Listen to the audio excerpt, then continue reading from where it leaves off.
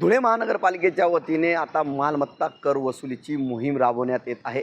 आपण जर बघितलं तर या धुळे महानगरपालिकेच्या वतीने अनेक थकबाकीदारांना आता नोटीसी बजावल्या जात आहेत. धुळे महापालिकेच्या या आर्थिक वर्षात 144 कोटी रुपये ही मालमत्ता धारकांकडे थकबाकी आहेत.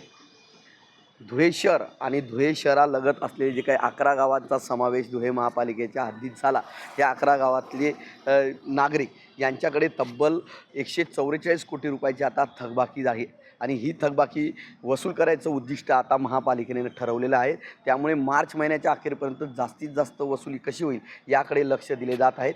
महापालिकेच्या वतीने आता जवळपास 6000 मालमत्ता धारकांना नोटीस बजावण्यात आले आहे. थकबाकी हे भरा अन्यथा कारवाई करू असा कारवाईचा बडगा या ठिकाणी महापालिकेच्या वतीने आयुक्तांच्या आदेशाने करण्यात आलेला आहे. 6000 नागरिकांना या ठिकाणी नोटीस बजावण्यात आले आहे. 144 कोटी रुपये हे वसूल करायचे आहेत.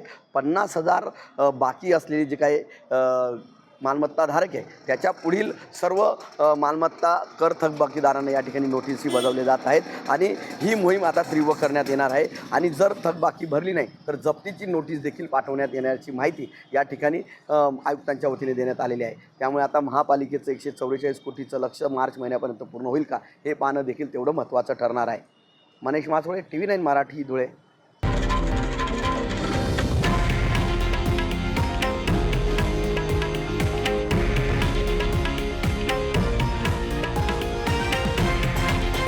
हे आहे देशातील नंबर 1 न्यूज नेटवर्क आणि आपण पाहत आहात TV9 मराठी, एकमेव.